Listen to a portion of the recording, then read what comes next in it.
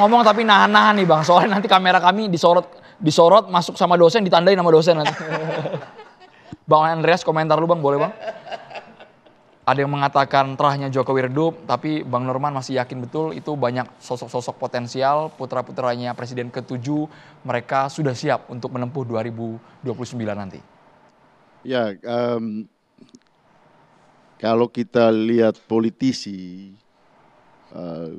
pemimpin, politisi, satu hal yang kita perlu perhatikan adalah idiosyncrasy-nya. Di teori politik itu ada satu pendekatan untuk melihat perilaku ucapan dari seorang pemimpin. Nah, untuk kemudian kita menganalisa dan menilai dalam bilang idiosyncrasy dari si pemimpin. Nah, di situ kan kita bisa merekam jejak rekor dari si pemimpin tersebut atau si politisi tersebut di dalam perjalanan waktunya gitu kan. Nah, kalau kita lihat apa yang disampaikan oleh Pak Jokowi ya terutama dari periode-periode 3-4 bulan sebelum sebelum Pilpres, banyak hal yang kontradiktif dari apa yang dia sampaikan gitu kan. Kemudian juga ada juga yang menyampaikan bahwa dia menyampaikan ya sein kiri belok kanan. Itu menunjukkan bahwa ini pemimpin cerdik gitu. Dan pemimpin yang cerdik itu bisa menggunakan segala cara gitu. Saya ingat ya seorang filsuf di Italia dulu, Niccolo Machiavelli, dia menulis buku tentang Il Principe, sang pemimpin, sang raja. Nah, bagaimana cara untuk berkuasa, mempertahankan kekuasaan itu bisa menggunakan segala cara gitu. Termasuk ya di dalam ucapan-ucapannya untuk kemudian mengelabui lawan gitu.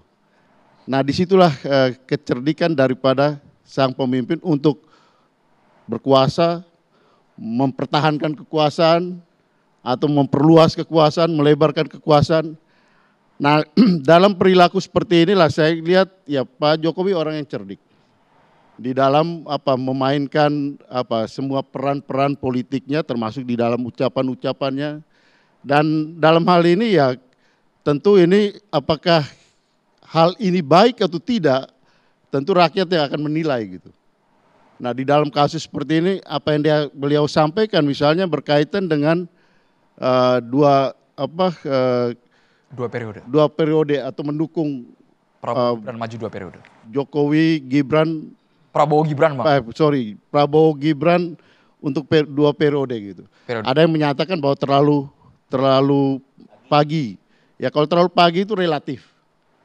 Tapi disitulah kelebihan sekaligus kecerdikan daripada sang Jokowi ini gitu. Bagian cek ombak kah ini Bang? Ya kita kan tahu kan Pak Prabowo sendiri menyampaikan bahwa dia belum mau untuk bicara tentang periode yang berikut. Jadi mengakui sebentar. Anda nggak usah. Dia ya Pak Prabowo presiden yang sebenarnya dia yang menentukan kan bahwa dia mau dengan siapa ke depan itu Pak Prabowo yang putuskan gitu. Pak Prabowo sendiri menyampaikan bahwa dia ya belum mau memutuskan, dia mau dievaluasi dulu gitu. Tapi ya disitulah kecerdikan dari Pak Jokowi menyampaikan lebih dulu gitu, mengklaim lebih dulu gitu. Yang sebenarnya itu wilayahnya partai-partai politik gitu. Kalau dulu kan beliau bisa menggunakan ya partai politik, bisa menggunakan para menterinya untuk berbicara gitu. Tapi sekarang kan tinggal relawan gitu yang dia punya gitu. Walaupun relawan solid katanya Bang, relawannya sangat solid, relatif besar. Ya, relawan itu instrumen, relawan itu alat daripada Jokowi gitu. Untuk kemudian dimanfaatkan untuk berkuasa lagi. Sehingga Niccolo Machiavelli bilang sang pemimpin itu kalau untuk dia bisa menggunakan segala cara, termasuk segala alat, termasuk juga menghukum orang gitu. Untuk kemudian dia berkuasa atau mempertahankan kekuasaan. Disitulah saya lihat perilaku seperti ini yang ada di dalam ya maaf saja di sini perilaku yang muncul dari Pak Jokowi gitu. Okay. Di dalam menjaga, mempertahankan dan memperluas kekuasaannya gitu. Bang Norman tadi melalui anaknya. ingin menanggapi sebelum ke Iya, Mas Ade? sebenarnya hati kecil abang kita tuh salut sama Pak Jokowi itu sebenarnya. Ya, Kagum. itu kecerdikan dia. Iya, tidak Kecerdikan- ditemui di partai lain. Justru kecerdikan dia itu nanti dilihat oleh rakyat. Tidak gitu. punya partai. Iya kan? Ya sekarang dia punya relawan, dia menggunakan relawan. Enggak, untuk memang panggung solid. kekuasaan. Kita udah solid kok. Kita udah solid ya. Pak Jokowi dengan relawannya solid. Kita bukan orang partai.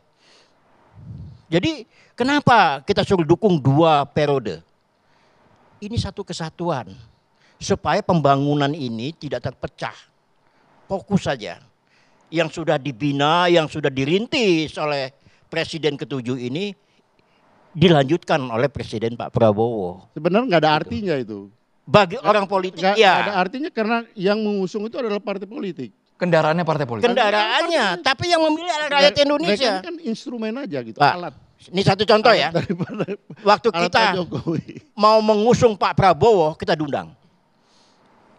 Biasanya Pilpres itu 2 putaran. Yang nama 3 calon itu di mana-mana itu 2 putaran.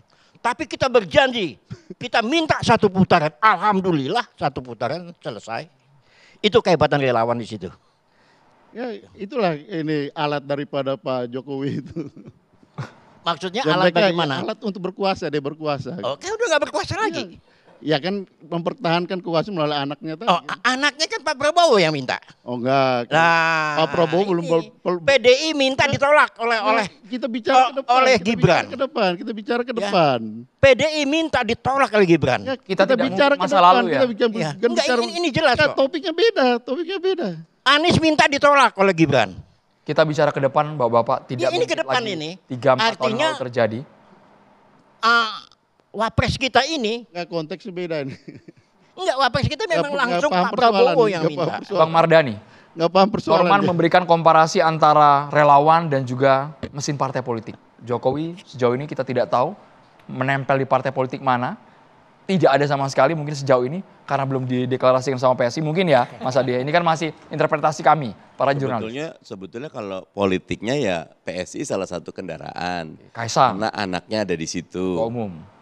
Kemudian beliau menggunakan selama waktu itu tuh 2014 tuh sesudah selesai Pilpres, pandangan saya ketika Pak Jokowi itu negarawan, bubarkan relawan biar dia bisa bekerja penuh. Tapi kelebihan Pak Jokowi, beliau justru memelihara para relawan itu dengan baik walaupun ada dampaknya. Mungkin beberapa dikasih sebagai komisaris BUMN dan lain-lain.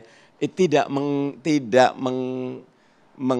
melanggar peraturan karena komisaris memang beberapa relawan punya kapasitas untuk itu. Tapi itu kelebihannya sehingga dengan demikian relawan itu bisa menjadi salah satu mesin dalam beberapa hal. Relawan Pak Jokowi ini partai super bahkan itu karena punya Jadi akses sumber daya yang luar biasa. Jangan Gitu. bahwa dianggap jelek relawan jadi menteri. Relawan di komisaris. Kalau menteri urusan punya prerogatif jatah. presiden dan beliau Kita punya semua hak. berdarah-darah. Dan itu sudah dibuktikan kok selama ini Pak Jokowi sangat jaga. Jadi tetapi ke depannya eksperimen Pak Jokowi berikutnya belum tentu seberhasil sebelum ini. Karena memang ada banyak variabel yang berubah. Misal anak-anak muda sekarang makin membanyak. Benar Gibran muda, Kaisang muda. Tapi adakah elemen kemudaan dalam kebijakannya? Misal contohnya teman-teman PSI ternyata ada yang kalau saya tuh agak kagum sama broron itu gitu loh ya. Tapi ternyata diambil yang lain. Itu sih haknya teman-teman. Tapi maksudnya ketika dia anak muda, maka semestinya kebijakan, sikap politik dan lain-lain betul-betul mengedepankan, mengarus utamakan anak mudanya gitu loh. Nah tetapi itu hak teman-teman. Jadi kalau ke depannya ini bukan eksperimen yang mudah buat Pak Jokowi dan terahnya. Karena tidak lagi pada orang nomor 1.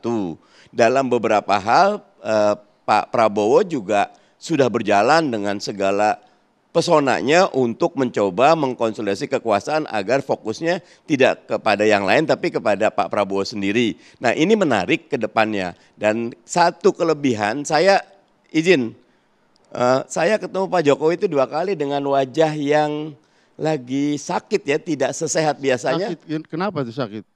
Saya tidak tahu, tapi saya doakan sembuh. Nah tetapi kelebihannya dalam konteks kayak gitu pun beliau tetap tampil. Ini bukan perkara mudah.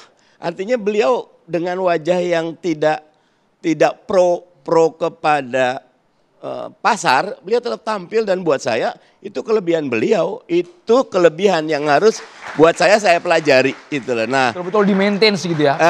iya beliau maintain terus kayak sekarang. Pak Jokowi bukan presiden lagi, kita masih bahas tentang pernyataannya Pak Jokowi. Buat saya itu kelebihan juga gitu loh. Kalau buat kami semua harus dipelajari. Kalau kita mau maju, kita lihat kelebihan orang lain dan kelemahan diri sendiri. Apakah Jokowi efek ini akan mengalir sampai ke keturunannya? Karena kalau bicara sama relawan garis keras bang, nggak akan bisa dibantah relawan garis keras. Catatan Demokrasi akan segera kembali. Sesaat lagi, tetaplah bersama kami.